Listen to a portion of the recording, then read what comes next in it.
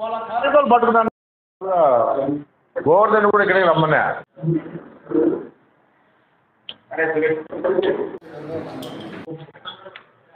కోడిగట్టి drama చేసి గత 5 ఏళ్ల ముందు లబ్ధి పొంది మరలా గులకరాలతో కొట్టానని చెప్పి నువ్వు నీకు జరిగిన బాధ రాష్ట్రమంతా గాయమైనట్టు యాక్షన్ చేస్తున్నావు.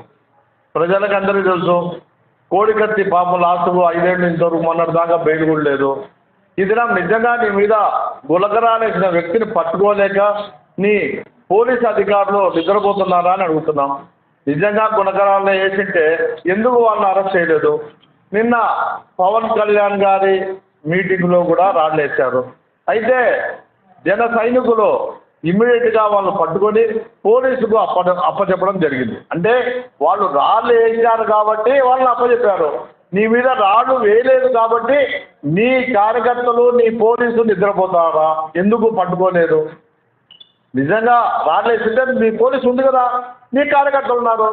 ఇప్పుడు పవన్ కళ్యాణ్ జన సైనికులు పట్టుకున్నట్టు మీ వాళ్ళు ఎందుకు పట్టుకోలేకపోయారు?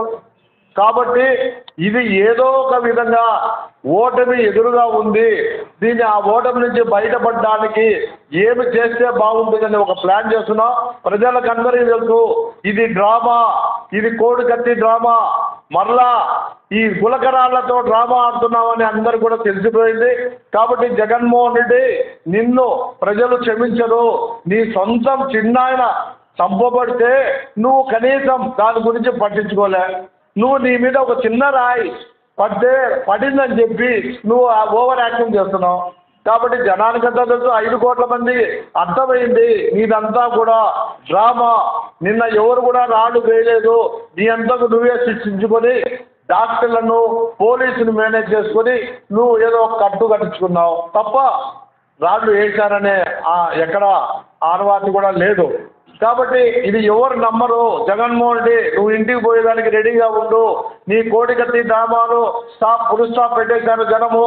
కాబట్టి నిన్ను నమ్మే పరిస్థితుల్లో ఈ రాష్ట్రంలో 5 కోట్ల మంది లేరు. కాబట్టి నిన్ను ఇంటికి పంపించేది గ్యారంటీ.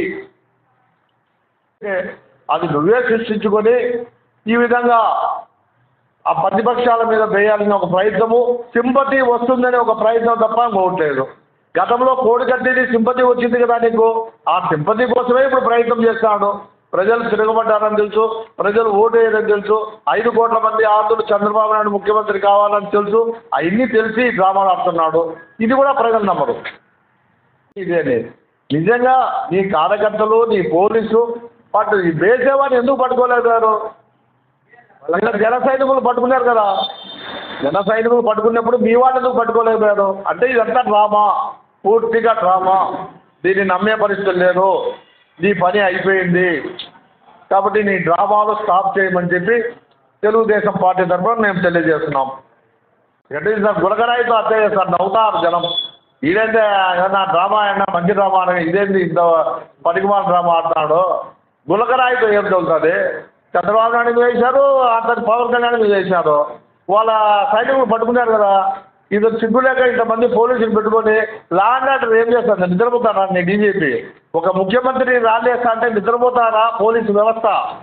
నీ డీజీపీ ఇంకా సిగ్గు లేకుండా నీ ప్రభుత్వ వైఫల్యాన్ని ప్రజలు కూడా అసహించుకుంటారు. ఒక ముఖ్యమంత్రి మీద రాయి కానీ గులకరాయి కానీ వేస్తే నీ పోలీసు నిద్రపోతా నిద్రావస్థలో ఉంది అని చెప్పి